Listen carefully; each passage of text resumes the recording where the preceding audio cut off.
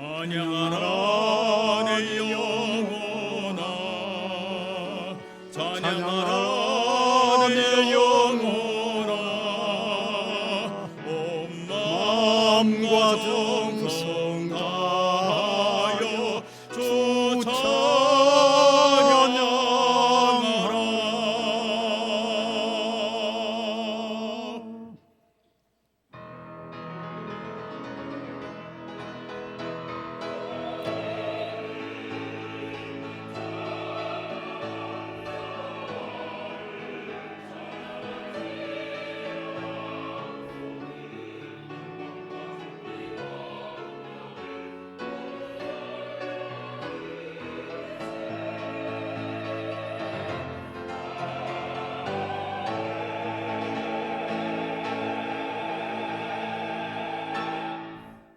이 방대한 우주 만물을 창조하신 창조주 하나님 되시고, 우리가 하나님을 등지고 죄 속에 빠졌을 때 예수 그리스도를 보내주셔서 우리를 구원하신 구원의 주님께 이 시간도 영광과 존귀와 찬양을 올려드립니다.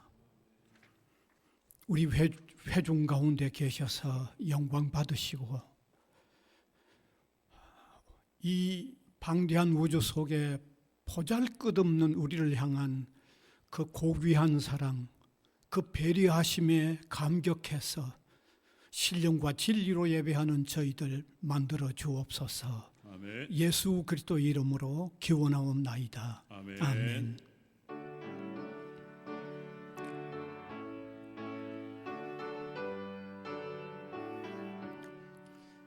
복의 근원 강림하사 찬송하게 하소서. 한량없이 자비하심 증량할 길 없도다. 천사들의 찬송가를 내게 가르치소서. 구속하신 그 사랑을 항상 찬송합니다. 주의 크신 도움받아 이때까지 왔으니 이와 같이 전국에도 이루기를 바라네. 하나님의 품을 떠나 죄에 빠진 우리를 예수 구원하시려고 보혈을 흘려주셨네. 주의 귀한 은혜 받고 일생 맺힌 자 되네. 주의 은혜 사슬 대사 나를 좋게 매소서. 우리 마음은 연약하여 범죄하게 쉬우네. 하나님이 받으시고 전국인을 지소서. 아멘.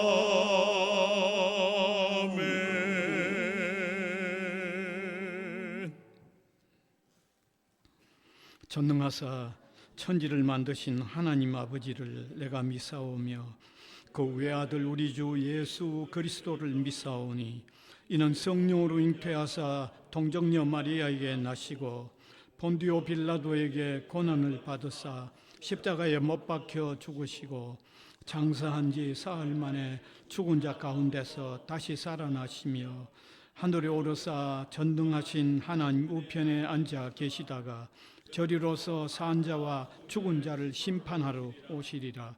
성령을 믿사오며 거룩한 공회와 성도가 서로 교통하는 것과 죄를 사하여 주시는 것과 몸이 다시 사는 것과 영원히 사는 것을 믿사옵나이다. 아멘.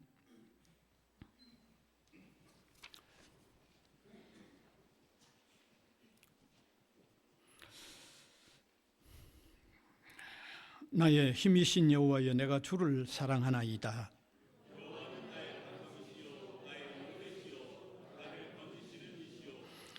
나의 하나님이시요 내가 그 안에 피할 나의 바위시요 나의 방패시요. 예수께서 이르시되 오히려 하나님의 말씀을 듣고 지키는 자가 복이 있느니라 하시니라. 이 복음은 모든 믿는 자에게 구원을 주시는 하나님의 능력이 됨이라. 복음에는 하나님의 의가 나타나서 믿음으로 믿음에 이르게 하나니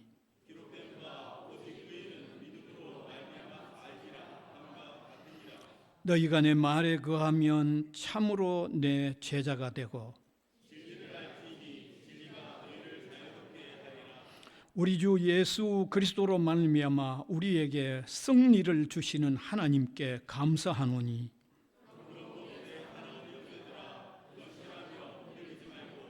항상 주의 일에 더욱 힘쓰는 자들이 되라. 아멘.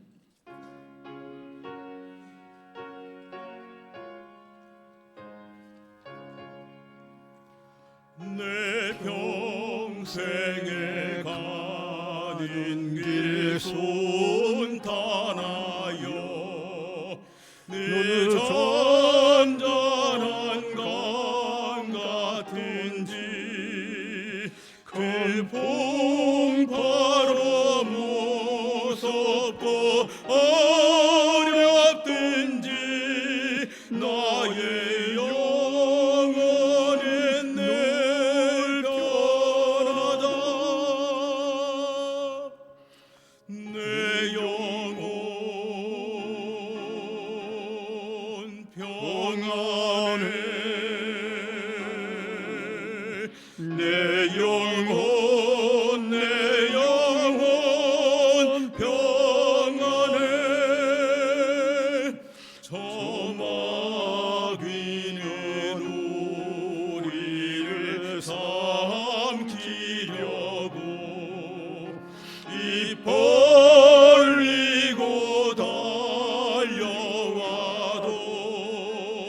주 예수는 우리의 대장 되니 끝내 싸워서 이기리라.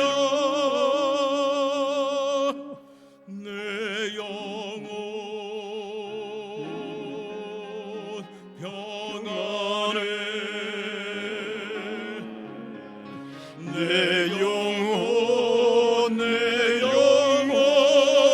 평안해. 내 지은 죄 중빛 같더라도 주 예수께 따르면 그 십자가 피로써 다시 세상 인눈보다 더 정하리라. 내 영혼 평안해. 내 영혼 평안해. 서공 중에 구름이 일어나며 끝나팔이 울릴 때에 주 오셔서 세상의 심판에도 나의 영혼은 겁없으리. 내 영혼 평안해. 내 영혼 평안해.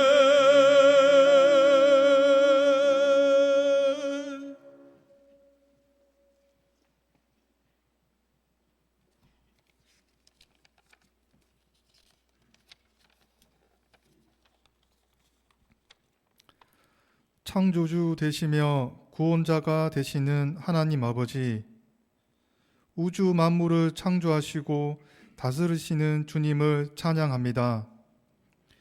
죄로 인해 영원한 사망 가운데 있었던 우리를 예수 그리스도의 십자가 사랑으로 구원하여 주시고 부활을 통해 영원한 생명과 천국 소망을 주신 그 크신 은혜에 감사드립니다. 주님, 지난 한 주간도 주님의 인도하심과 보호하심 가운데 살게 하시고 오늘 거룩한 주일 함께 주님을 예배하는 이 자리에 불러주심에 감사드립니다. 세상의 분주함 속에서도 예배를 사모하는 마음을 주셔서 이 시간 주님 앞에 나왔습니다. 우리의 마음과 생각을 주께로 향하게 하여 주시고 주님의 임재로 가득한 예배가 되게 하여 주시옵소서. 하나님 아버지, 우리는 말씀을 듣기보다 세상의 소리에 더 민감했고 하나님의 뜻보다 나의 뜻을 앞세우며 살았던 우리를 용서하여 주시옵소서. 정직하게 회개하는 마음을 주시고 다시 회복될 수 있는 은혜를 허락하여 주시옵소서. 구원의 기쁨과 하늘의 평안으로 충만하게 하여 주시옵소서. 주님, 이 세상은 여전히 고통과 혼란으로 가득하고 우리 삶에도 크고 작은 어려움과 시련이 이어집니다. 그러나 이 모든 상황 속에서도 소망을 잊지 않고 믿음으로 견디며 주님이 주시는 힘으로 살아가는 복된 자녀가 되게 하여 주시옵소서. 고난 중에서도 감사하며 고통 속에서도 주님을 바라보며 주님께 영광을 올려드리는 아버지께서 기뻐하시는 자녀가 되게 하여 주시옵소서. 복음을 위해 애쓰는 선교사님들을 기억하여 주시고 주님의 강하신 팔로 지켜주시옵소서. 그리고 우리 성도들이 각자의 자리에서 빛과 소금이 되어 복음의 통로가 되게 하여 주시옵소서. 어떤 환경 속에서도 예수 그리스도의 사랑과 진리를 담대히 전하는 믿음의 사명자들이 되도록 인도하여 주시옵소서. 부산 외국어대학교와 성지고등학교의 학생들을 위해 기도드립니다. 졸업을 앞둔 학생들에게 지혜와 용기를 더하여 주시고 한 명 한 명의 진로와 앞날을 주님께서 친히 인도하여 주시옵소서. 우리 학교들이 하나님의 나라의 진리를 품고 열방을 향한 복음의 문이 되게 하여 주시옵소서. 이제 드려지는 찬양과 기도를 통해 주님 홀로 영광 받아 주시고 말씀을 전하시는 목사님께 성령의 권능과 지혜를 더입혀 주시옵소서. 그 입술을 통해 선포되는 말씀이 듣는 우리 모두에게 생명의 양식이 되게 하여 주시고 삶의 열매가 맺히고 순종으로 이어지는 은혜가 있게 하여 주시옵소서. 감사합니다. 이 모든 기도 우리 주 예수 그리스도 이름으로 기도드립니다. 아멘.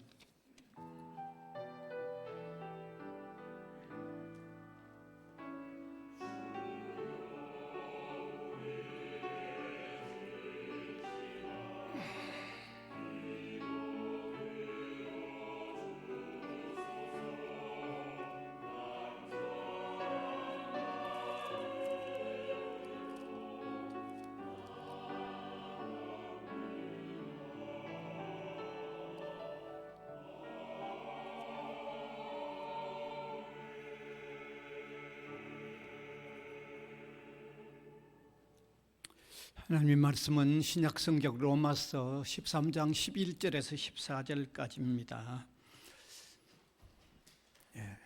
제가 한 절, 우리 회중이 한 절 교독해서 읽어 내려가겠습니다. 11절. 또한 너희가 이 시기를 알거니와 자다가 깰 때가 벌써 되었으니 이는 이제 우리의 구원이 처음 믿을 때보다 가까웠습니다.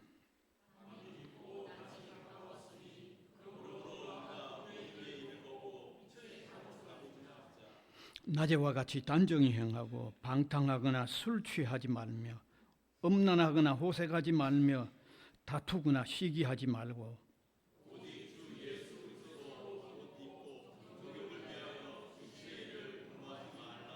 아멘.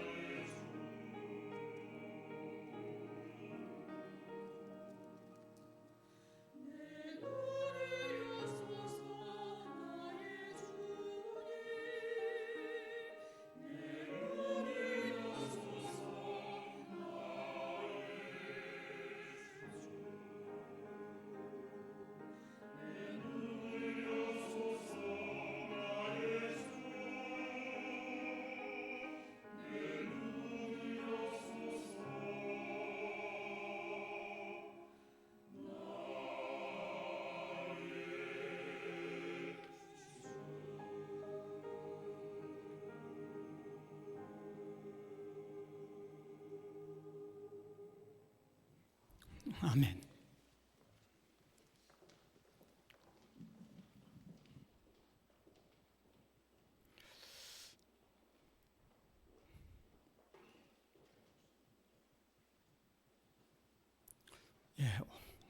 오늘은 개신교가 탄생하는 그 출발을 이루었던 종교 개혁을 기념하는 주일입니다.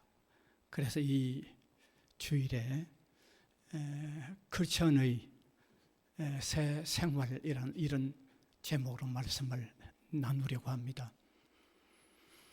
아마 기독교 역사상 가장 방탕했던 사람 중에 한 사람이 아주 위대한 기독교 신학자요 신앙인이 된 사람을 든다고 하면 그 히포의 감독이었던 어거스틴입니다. 그 얼마나 방탕했다가 정말 위대한 신앙인이 됐는가 하는 것은 그의 참회록에 자세히 기록이 되어 있습니다. 이 어거스틴의 참회록은 세계 3대 참회록 가운데 하나입니다.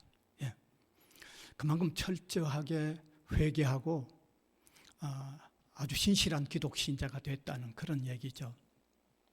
그래서 그 참회록에 보면 그 어렸을 때 참 상당히 명철한 사람이었어요. 어렸을 때부터. 예. 그래서 스스로 어떤 진리를 찾는 그런 운동에도 열심을 기울였습니다. 그래서 3세기에 페르시아에서 일어났던 이 마니교에 빠져서 거기도 아주 깊이 심취했던 사람입니다. 뿐만 아니라 여러 어떤 진리 혹은 철학에 깊이 심취를 하기도 했고, 그러면서도 동시에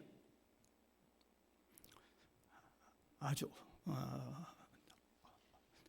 그 사생활을 낳는 아주 깊은 음란에도 빠졌던 그런 사람이었습니다.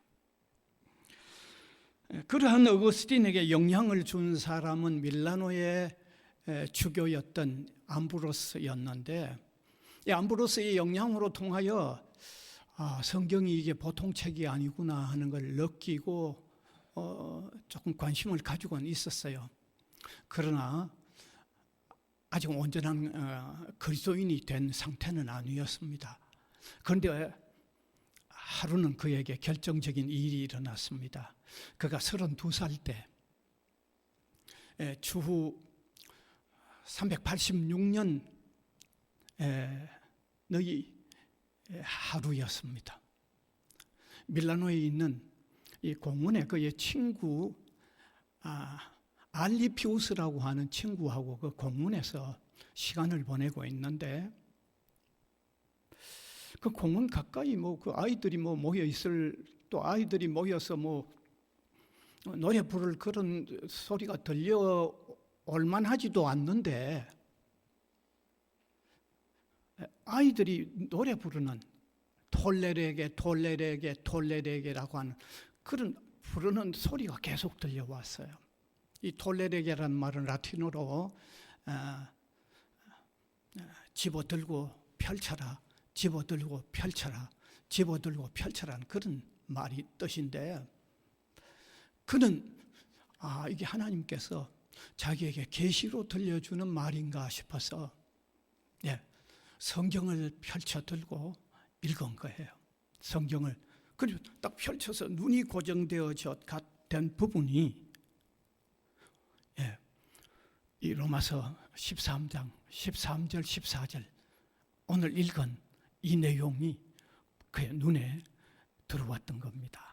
그 13절 14절 보면 같이 한번 읽읍시다. 낮에와 같이 단정히 행하고 방탕과 술 취하지 말며 음란과 호색하지 말며 다툼과 시기하지 말고 오직 주 예수 그리스도로 옷 입고 정욕을 위하여 육신을 도모하지 말라. 이 구절이 눈에 들어온 거죠. 그래서 이 성경 구절에 녹아져 가지고 정말 회개하고 예수 그리스도를 믿게 되어져서 새 생활을 했는데, 기독교 역사에서 아주 위대한 신학자요, 철학자가 됐습니다. 아주 위대한 사람입니다. 오거스틴. 그래서 오늘 우리는 이 시간에 읽은 이 본문이 그처럼 방탕했던 한 사람을 아주 기독교의 위대한 신학자로 만들어졌던 이런 말씀을 오늘 우리가 또 접하게 되십니다. 근데 여기서 중요한 사실은요, 아주 중요한 사실은 그가 새로운 삶을 살았기 때문에 구원을 받은 게 아닙니다.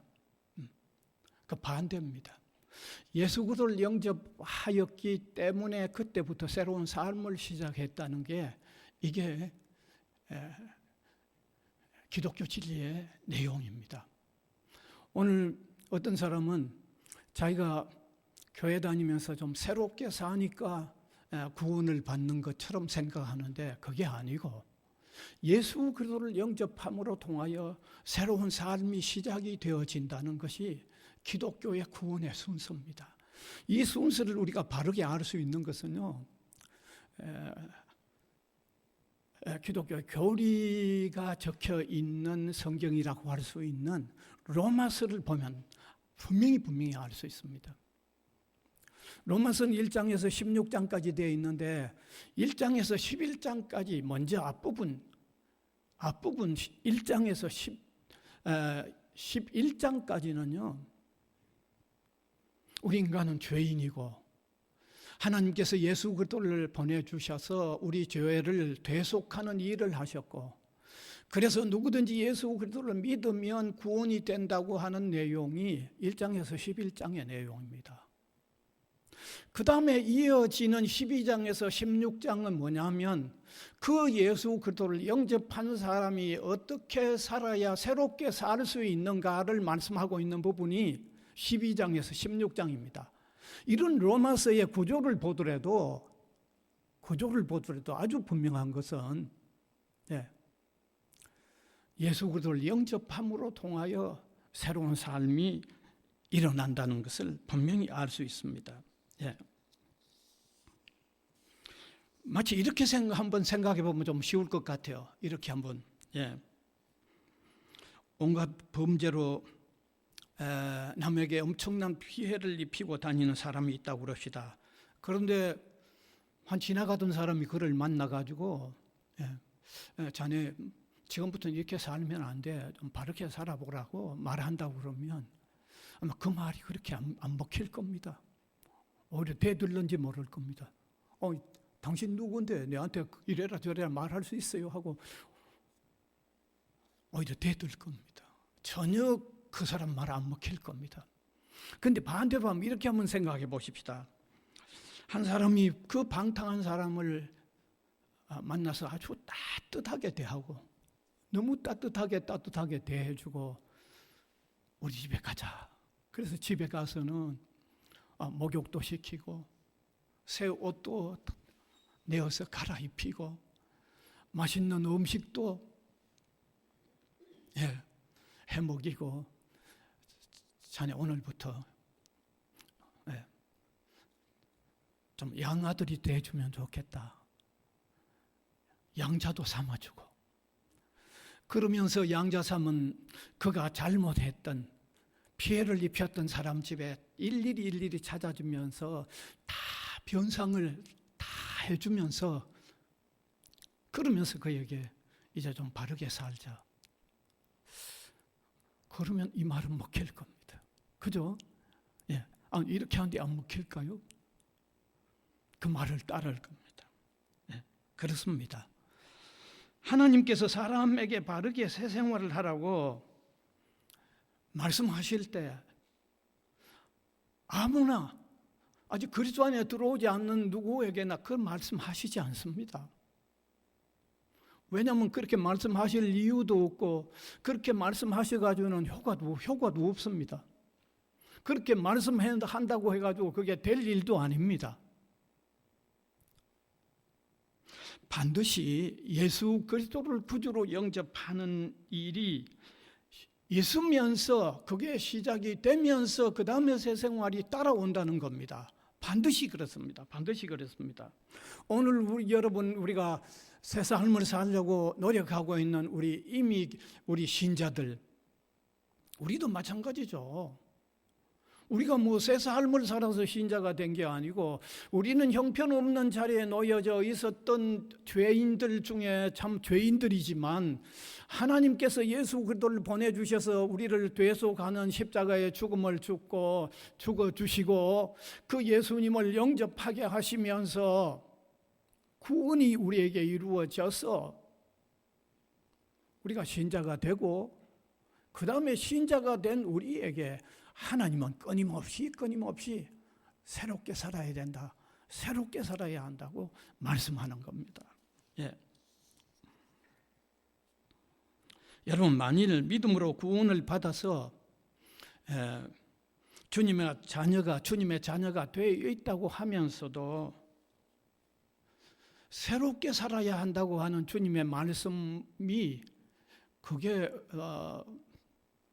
막 거부한 마음으로 들려지거나 계속 새롭게 사는데 관심이 없다 그러면요, 그 사람은 예수 그리스도를 영접해서 구원받은 사람이라고 하는 그 기본을 다시 검토해봐요. 그게 안 된 사람일런지도 모릅니다.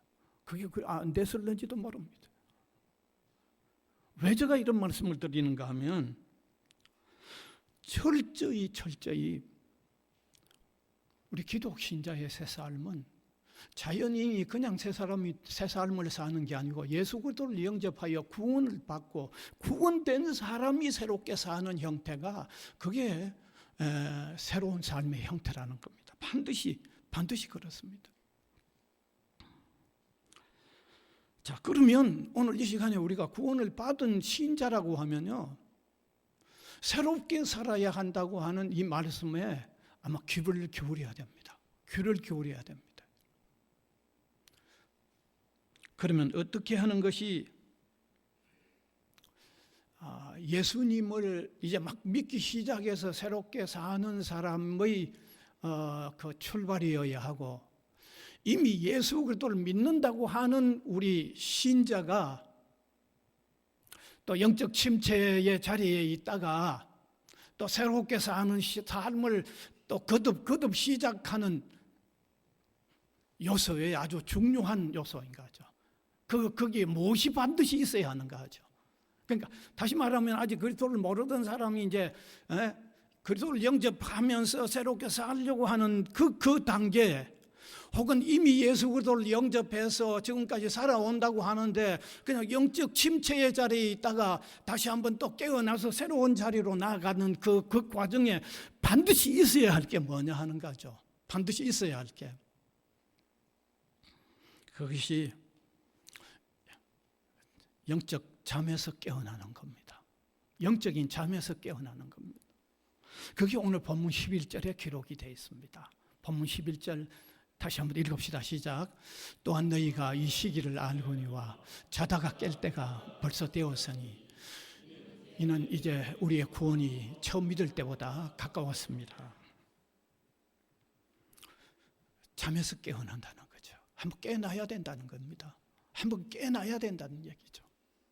근데 여기 깨어나야 한다는 것은 육체적인 잠이 아니고 영적인 잠입니다. 영적인 잠에서 잠자는 상태에서 반드시 한번 깨어나야 나는 사람이어야 신앙인으로도 출발이 또 되고, 이미 신앙으로 살던 사람이 침체해서 다시 또 새롭게 시작할 수 있는 요건이 된다는 거죠. 깨어나야만 한다는 겁니다. 그러면 여기 영적으로 깨어난다고 할 때 그 잠자는 상태가 무엇인가를 좀 알 필요가 있죠. 그걸 알아야만 깨어나는 게 이해가 쉽기 때문입니다. 되게 학자들의 견해를 한번 보면, 그래도 한국의 아주 유명한 성경 주석가라고 할 수 있는 이상근 목사님의 보면, 그 주석에 보면 이렇게 되어 있습니다. 한번 띄워주시면 좋겠습니다. 이상근 이렇게 말합니다. 잠은 영적인 잠으로 현세와 육신의 일에 도취되어 신령한 일을 등한히 하고 잊어버린 상태를 뜻한다. 아주 참 정확하게 얘기했어요. 현세와 육신의 일에 도취돼서 신령한 일을 아주 등한히 하고 있거나 완전히 잊어버린 그런 상태에 있는 것을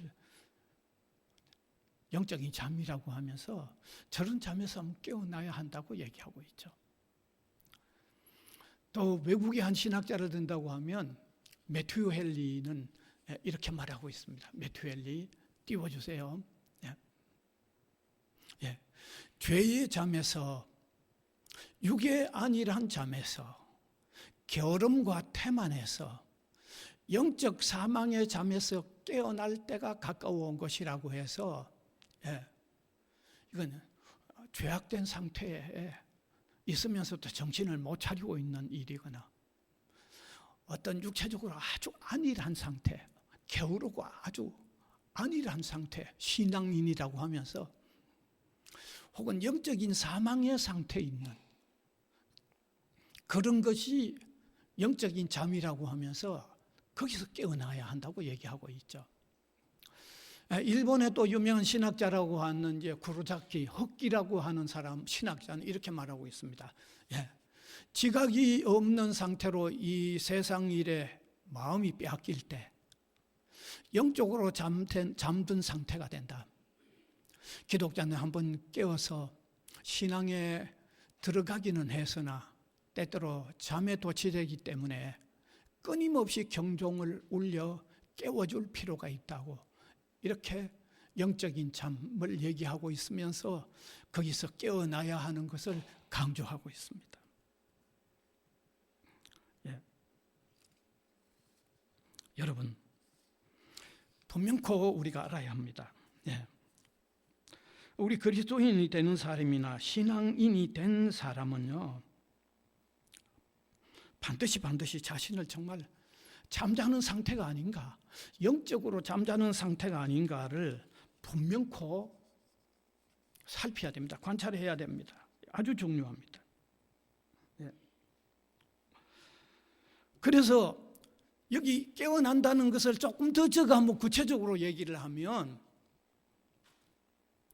이제 불신자로 있다가 신앙인으로 시작이 되어지는 사람일 같으면 이런 각성이 있어야 돼요. 내가 지금은 하나님과 관계없는 상태에서 내가 살았는데 지금부터는 내가 하나님과의 관계성 속에 살고 그 주님 안에서 살고 그 주님 앞에서 산다고 하는 이런 각성, 이런 영적인 인식이 투철한 상태로 사는 거예요. 투철한 상태로. 이미 신앙으로 살아가다가 좀 침체가 되어 있는 사람은 하나님과의 관계성 속에서 산다든지 하나님 안에서 산다든지 하나님 앞에서 산다고 하는 게 흐트러져 있는데, 이런 인식을 아주 선명하게 새롭게 가지는 상태가 되는 거죠. 아주 선명하고 명확한 상태가 되어지는 겁니다. 이게 깨어나는 거죠. 이게 깨어나는 거죠. 그러면서 동시에 지난날 그리스도가 없이 살았을 때의 삶의 목적이나 삶의 철학이나 삶의 가치관과는 다르게 성경적인 바른 삶의 목적과 삶의 철학과 삶의 가치관의 명확한 토대 위에서 사는 것, 이것이 영적으로 깨어나서 사는 상태입니다. 이것이 영적으로 깨어나서 사는 상태예요. 예. 여러분, 우리가 이러한 변화와 이런 유지가 없이는요, 정말 영적인 잠에서 깨어난 크리스천의 삶을 새롭게 살아갈 수 있다고 할 수가 없습니다. 그게 안 됩니다. 왜냐하면 그런 상태의 깨어남이 있는 것이 영적으로 새롭게 사는 발판이 되고 동기가 되고 이유가 되기 때문입니다. 그래서 소위 크리스천이라고 하면서도 그저 세상 사람들이 사는 대로 삶을 추구하고 따르면요, 그런 사람들을 보면 분명히 표가 나옵니다. 그런 사람들은 교회는 다니는데 변화의 모습은 볼 수 없습니다. 예. 여러분 잘 보시면 드러날 겁니다. 크리스천이라고 교회로 다니는데 아주 내가 주님 앞에 있다, 주님 안에 있다, 주님과 관계 안에 있다, 그러면서 내 삶의 철학이나 내 삶의 가치관이나 내 삶의 목적이 그냥 세 사람들하고 별 볼 일이 없이 다른 차이가 없이 그냥 다니는 사람들 보면 새 삶이 안 보입니다. 새 삶이 보일 리가 없습니다. 네. 그런 사람들에게는 예수님을 믿는 기점으로 통해서 그 이전과 이후에 변화가 없습니다.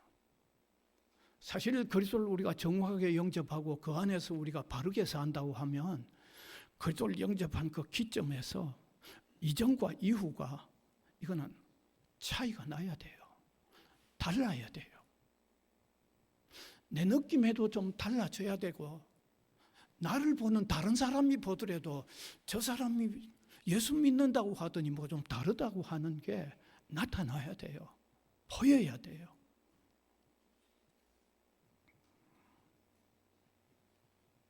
그래서 저는 그런 점이 있는가 하는 것을 우리는 한번 좀 관찰을 하자는 겁니다. 우리 자신이 좀 관찰해 볼 필요가 있다는 것입니다. 분명히 좀 관찰할 필요가 있습니다. 이 시간에 한번 잠깐이라도 좀 관찰을 해봤으면 좋겠습니다. 설교를 좀 중단하고 한 20-30분 관찰하는 시간을 좀 드렸으면 좋겠는데, 그럼 예배가 늦어져서 안 되니까 오늘 각자 좀 한번 관찰해 보시길 바랍니다.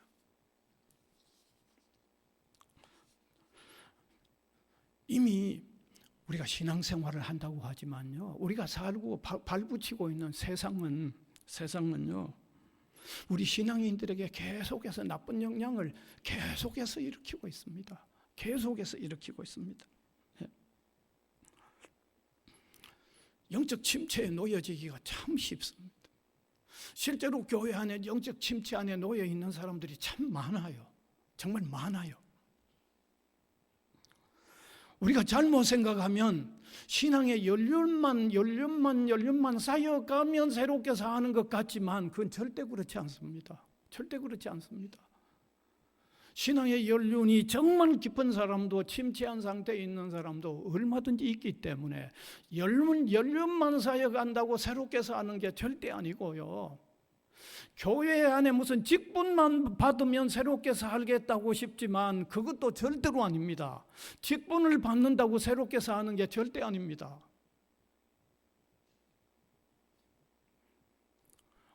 여러분, 목회자도 영적 침체에 놓여지는 경우들이 있고 침체에 놓여지는 사람들이 있는데요.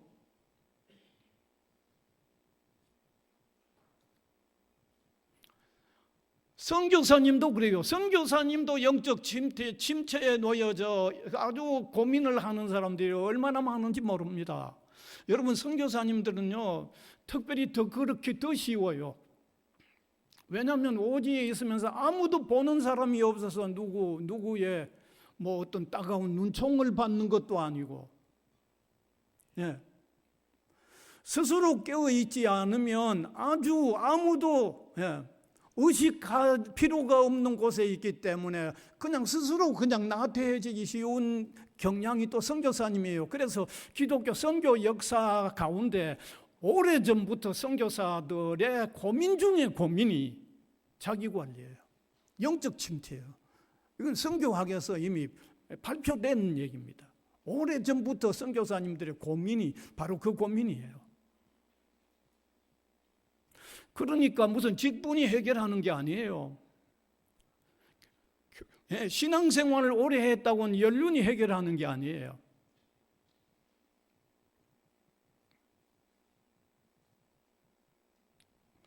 그래서 우리는 이따금 점검해보는 일이 필요합니다. 아주 점검을 깊이 해보는 점검이 반드시 필요합니다. 점검해봐야 돼요. 그래서 늘 그리스도 안에서 새 삶을 위하여 깨어나고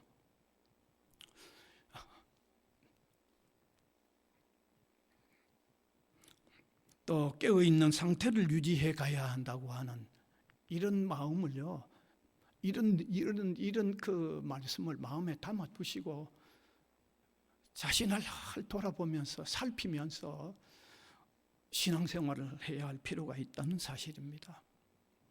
뿐만 아니라 교회도 마찬가지입니다. 교회도 말씀에 비추어서 관찰하고 살피는 일이 필요합니다. 지상의 교회도 세상에 있기 때문에 늘 변질되기 쉬운 게 교회입니다. 오늘 한국 교회를 정말 참 상당히 염려하면서 살펴보는 사람들 중에는 참 한국 교회도 많이 변질해 가고 있다는 염려를 하고 있습니다. 한국 교회도 참 부패해 가고 있다는 그런 염려를 정말 많이 하고 있어요. 그래서 교회와 성도는 계속해서 깨어나가야만 합니다. 우리 교회와 성도들은 우리 개신교가 탄생되었을 때 있었던 종교개혁 한 번만으로 다시는 개혁이 필요 없다고 느끼면 안 됩니다. 정말 우리는 말씀에 비추어서 끊임없이 개혁을 해나가야 하는 과제가 우리 성도와 교회의 과제라고 하는 사실을 깊이 생각해야 됩니다. 아주 중요한 과제입니다. 이건요. 그때 한번 일어났으니까 필요 없다. 절대로 천만에요. 계속해서 말씀에 비추어서 개혁을 일으켜 가야만 되는 겁니다. 끊임없이 개혁을 일으켜 가야만 되는 것입니다. 그래서 이런 개혁은 우리 교회가 다른 어떤 수단으로 되는 일이 아닙니다. 우리 교회와 성도가 말씀에 다시 돌아가는 일입니다. 말씀에 다시 돌아가는 일입니다. 다른 것 가지고 안 됩니다. 말씀으로 돌아가야 돼요. 말씀으로. 그래서 말씀으로 돌아가서 영적인 각성과 영적인 쇄신이 일어나고 그 일어난 쇄신된 상태를 계속되가 그 쇄신된 상태에 있는지 아닌지 또 다시 되보하고 있는지를 이걸 살피면서 그 쇄신된 상태를 계속해서 유지해 가는 것이 그것이 오늘 우리 교회와 성도의 과제입니다. 그게 사실 기독교 역사에 개신교가 대동하게 된 첫 종교개혁도 결국은요 말씀으로 돌아가는 영적 쇄신과 영적 각성이었어요. 말씀으로 돌아가는 하나님의 말씀으로 새롭게 회귀해가는 하나님의 말씀을 정말 하나님의 말씀으로 받아들여서 내 속에 변화가 일어나는 이 영적 각성과 영적 쇄신, 이것이 오늘을 사는 우리 성도들, 오늘의 교회가 계속해 나가야 하는 운동이라고 하는 사실을 이 종교개혁 기념주간에 한번 다시 깊이 깨달았으면 좋겠습니다. 이런 쇄신, 이런 각성이 없으면 영적으로 무디워지고 영적으로 어두워집니다. 그런데 이따금씩 다시 새로운 쇄신, 새로운 각성이 없으면 계속 더 어두워져 가서 나중에는 정말 돌이키기 어려울 만큼 어두운 상태가 더 어두워져 있고 잘못된 상태가 굳어져 있는 쉽게 돌이키기 어려운 상태로 빠져들 수밖에 없는 것입니다. 그래서 이 종교개혁 기념주간을 맞으면서 영적 쇄신에 대한 관심, 그 관심은 말씀에 진지하게 돌아가는 이런 어떤 변화, 이런 운동이 저와 여러분 우리 한 사람 한 사람 속에도 일어나야 할 뿐만 아니라 오늘 땅 위에 있는 교회 속에서 아주 강력하게 일어나야 한다고 하는 이 사실을 오늘 마음에 한번 담아두고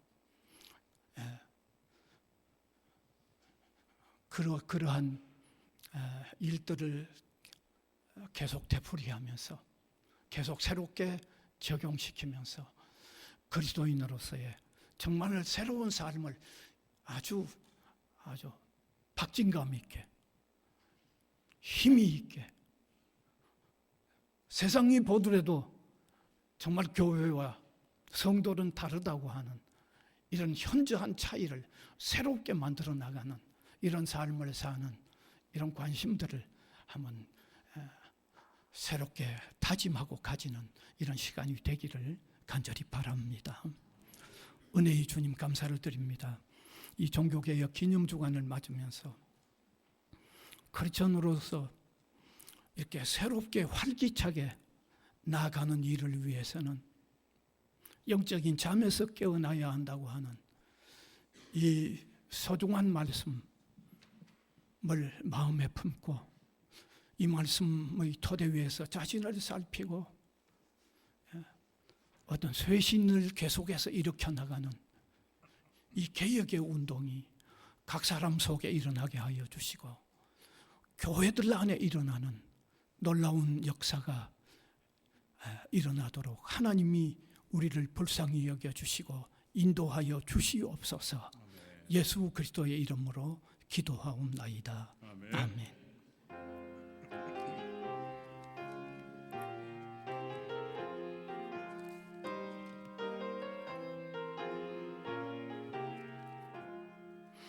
어느 민족 누구에게나 결단할 때 있나니 참과 거짓 싸울 때에 어느 편에 설 건가.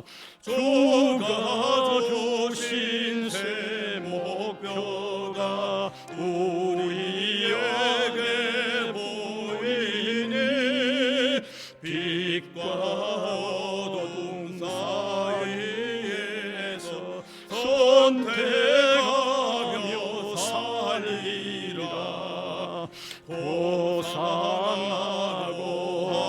아름답다 진리 편에 서는 일. 진리 위에 허가받고 명예에게 이뤄도 비겁한 자 물러나 용감한 자 굳세게 낙심한 자 돌아오는 그날까지 서리라. 순교자의 빛을 따라 주의 뒤를 쫓아서 십자가를 등에 지고 앞만 향해 가리라. 새 시대는 새 사명을 우리에게 주나니 진리 따라 사는 자는 전진하여 언제나. 악이 비록 성하여도 진리 더욱 강하다. 진리 따라 살아갈 때 어려움도 당하리. 우리 가는 그 앞길에 어두운 장막 덮쳐도 하나님이 함께 계셔 항상 지켜주시리. 4절 한 번 더 합니다. 악이 비록 성하여도 진리 더욱 강하다.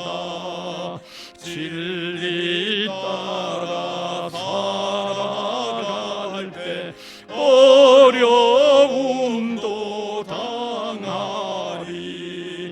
우리 가는 그 앞길에 어두운 장막 덮여도 하나님이 함께 계셔 항상 지켜주시리.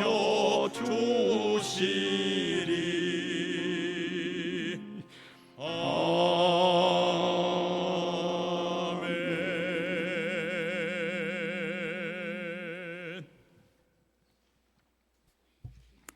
은혜의 주님 감사드립니다. 오늘도 주님의 임재 앞에서 함께 어우러져 드리는 예배가 우리에게 무한한 행복이 되게 하시고 함께 나눈 말씀이 우리의 영적 무기가 되어 힘있고 강하게 나아가는 주의 백성 되도록 성령으로 우리를 사로잡아 주시옵소서. 사랑하는 주님, 감사하여 올려드린 예물들 생명을 살리고 바른 삶의 목적과 철학과 가치관을 되찾아 나가는 사람들을 일으키는 데 소중하게 쓰여지도록 주관하여 주시기를 원하옵고 바랍니다. 우리 성도들의 손을 붙잡으시고 힘 있는 삶 살아가게 하시고 말씀 따라 바른 일에 두려움 없이 나아가는 강한 주의 군사들, 병사가 되도록 주님 사로잡아 주시옵소서. 우리 학교의 긍휼을 도와서 주님의 뜻을 이루어가는 이 귀한 일에 주님이 세심히 간섭하여 주시고 힘주시고 은혜를 더하여 주시옵소서.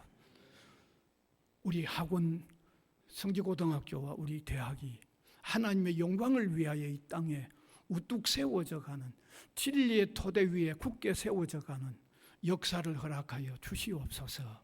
예수 그리스도의 이름으로 기도하옵나이다. 아멘.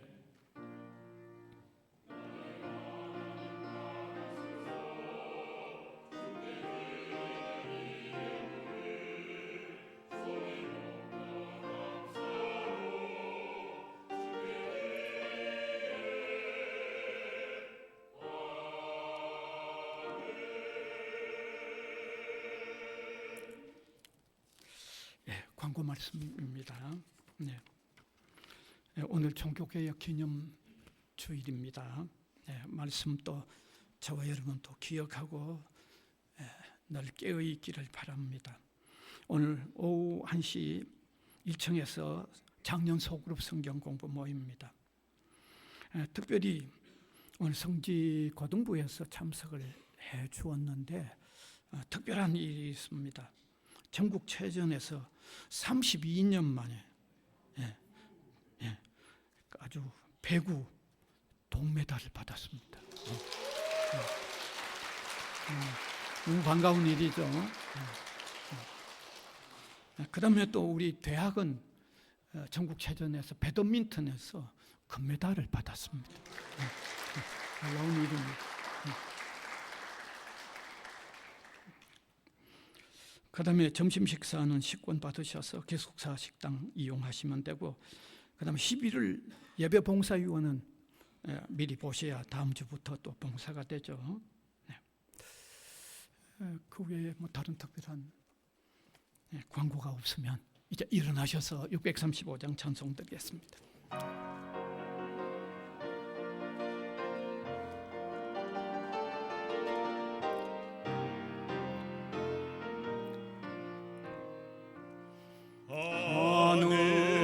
하늘에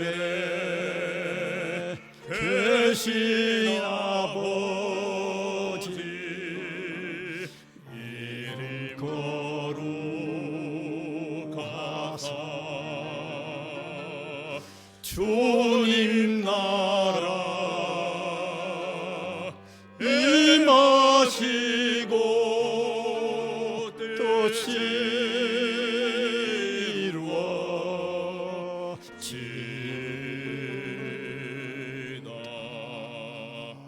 일용할 양식 주시고 우리 둘의 큰 죄 다 용서하옵시고 또 시험에 들게 마시고 악에서 구원하소서. 내게 주의 나라 주의 권세 주의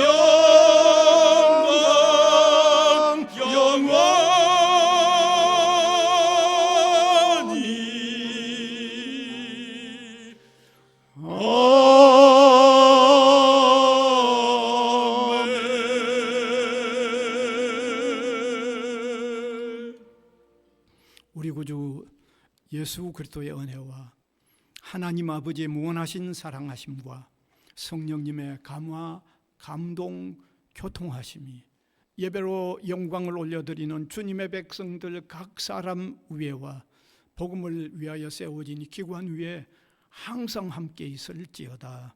아멘.